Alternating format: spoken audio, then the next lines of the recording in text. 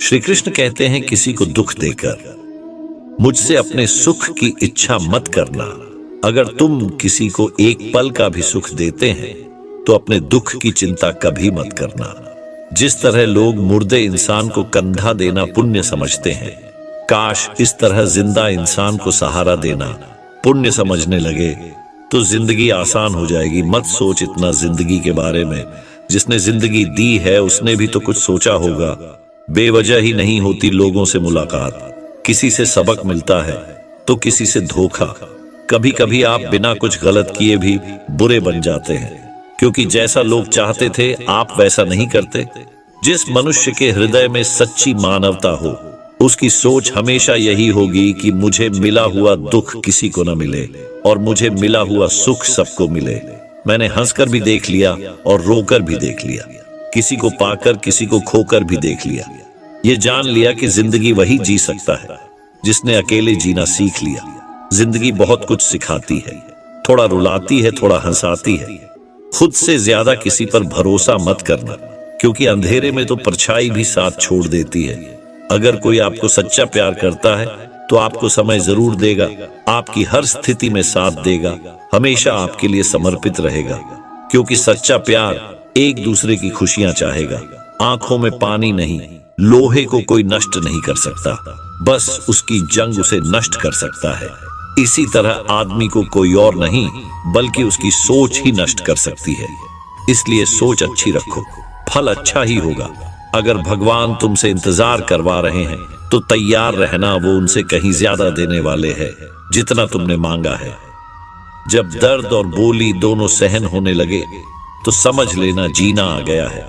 कौन क्या कर रहा है, कैसे कर रहा है, क्यों कर रहा है, इन सब से आप जितना दूर रहेंगे उतना ही खुश रहेंगे। हंसते रहो तो दुनिया साथ है, वरना आंसुओं को तो आंखों में भी जगह नहीं मिलती। जीवन में जो होता है वह किसी वजह से होता है, या तो वह आपको कुछ बनाकर जाता है या फिर कुछ सिखाकर। काटना और अंतिम समय तक निचोड़े जाना। गन्ने से बेहतर कौन जानता है कि मीठा होने का नुकसान कितना होता है। जब कोई दिल दुखाया तो सबसे बेहतर है कि हम चुप हो जाओ, क्योंकि जिन्हें हम जवाब नहीं देते उन्हें फिर वक्त जवाब देता है। अंधे बहरे गूंगे बनकर अपने लक्ष्य पर ध्यान देते रहो। यहाँ इतने खाली लोग हैं कि न खुद कुछ करेंगे न ही करने वालों को कुछ करने देंगे, और उनका मनोबल भी तोड़ देंगे। लोग जरा सी बात पर आपको छोड़ देते हैं और भगवान से प्रार्थना से आपको थाम लेते हैं। कर्मों से डरिए, ईश्वर से नहीं। ईश्वर तो माफ कर देता है मगर कम नहीं। यह अटल सत्य है कि जैसे बछड़ा 100 गायों में अपनी मां को ढूंढ लेता है, उसी प्रकार कर्म अपने कर्ता को आज नहीं तो कल ढूंढ ही लेता है। नियत साफ, मकसद सही हो तो यकीनन किसी न किसी रूप में ईश्वर भी आपकी मदद करते हैं।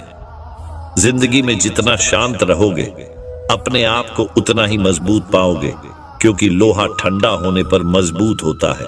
गरीब रहोगे कोई ध्यान नहीं देगा, मेहनत करोगे तो सब हंसेंगे, लेकिन जब कामयाब हो जाओगे तो सब जलेंगे। जिंदगी वो हिसाब है जिसे पीछे जाकर सही नहीं किया जा सकता। इसलिए आज में सुधार करें और पुरानी बातों को अनुभव की तरह इस्तेमाल करें।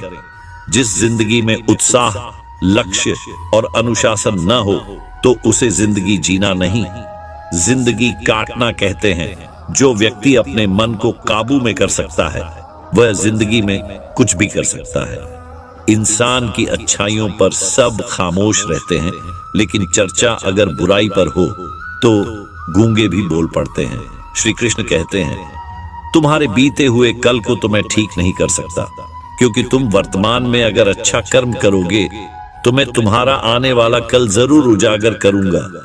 झूठी बातों पर लोग आपकी वाहवाही करेंगे, वही लोग आपको तबाह करें। बुरे से बुरा क्या ही होगा। हम तो हमेशा ही सोच लेते हैं, मगर अच्छे से अच्छा क्या होगा हम ये कभी नहीं सोचते हैं। जो ईश्वर रात को पेड़ पर बैठे पक्षियों को कभी गिरने नहीं देता, तो सोचो वह तुम्हें अकेला और बेसहारा कैसे छोड़ सकता है। आज के जमाने में कोई अपना नहीं होता, सिर्फ लोग तब तक साथ देते हैं जब तक उनका स्वार्थ होता है। अगर कोई अकेला है तो इसका मतलब यह नहीं कि उसे कोई पसंद नहीं करता, बल्कि वह अकेला इसलिए है क्योंकि उसने दुनिया की औकात जान ली है। इतना कमजोर मत बनो कि कोई भी आपको तोड़ सके, बल्कि इतना मजबूत बनो कि आपको तोड़ने वाला खुद ही टूट जाए। दर्द आपको मजबूत बनाता है, डर आपको बहादुर बनाता है, अनुभव आपको सिखा देता है। जिस दिन हम समझ जाएंगे कि सामने वाला गलत नहीं, सिर्फ आपकी सोच हमसे अलग है, उस दिन जीवन में सब दुख दूर हो जाएंगे। क्यों रोते हो मन का न होने पर? जो लिखा है वही होकर रहेगा। एक रास्ता बंद करने से पहले भगवान 10 रास्ते खोल देता है। गर्मी के मौसम में पत्ते सूखने के बाद भी पंछी का घोंसला नहीं छोड़ते, क्योंकि वो जानते हैं फिर से बरसात आएगी और पेड़ पर नए पत्ते आएंगे। जो हुआ उसे भूलकर नई शुरुआत करो और याद रखो, जिसका कोई नहीं होता उसका भगवान होता है। मतलब से जुड़े रिश्ते मतलब तक साथ देते हैं, लेकिन दिल से जुड़े रिश्ते आखिरी सांस तक साथ निभाते हैं। अच्छा काम करते रहो, चाहे कोई सम्मान करे या न करे, क्योंकि सूर्योदय तब भी होता है जब करोड़ों लोग सोए रहते हैं। दुनिया में हर एक काम आसान है, केवल अंदर से आवाज आनी चाहिए। हमेशा मेहनत और उस परमात्मा पर विश्वास रखना इस सफलता का सूत्र। जीवन में सबसे बड़ी गलती वो है जिस गलती से हम कुछ सीख नहीं पाते हैं। एक बार राजा और उसका मंत्री तलवार को साफ कर रहे होते हैं।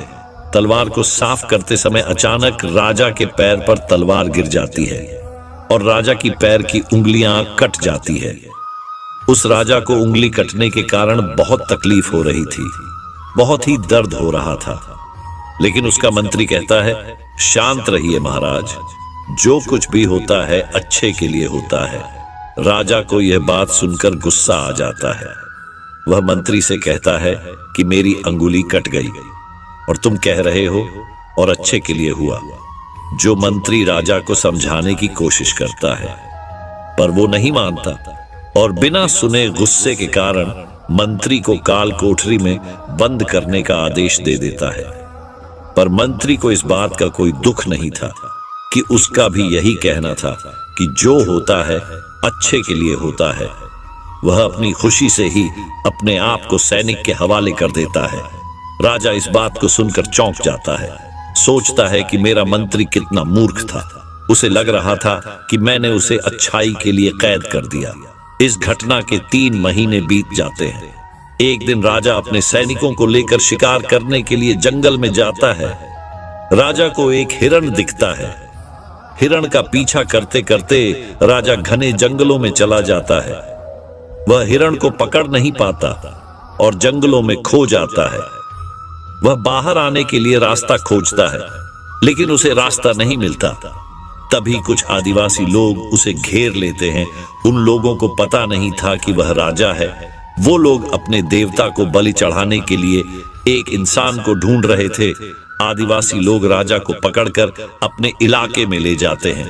राजा उनको बार बार समझाने की कोशिश करते हैं, लेकिन वो लोग कुछ भी नहीं समझ रहे थे।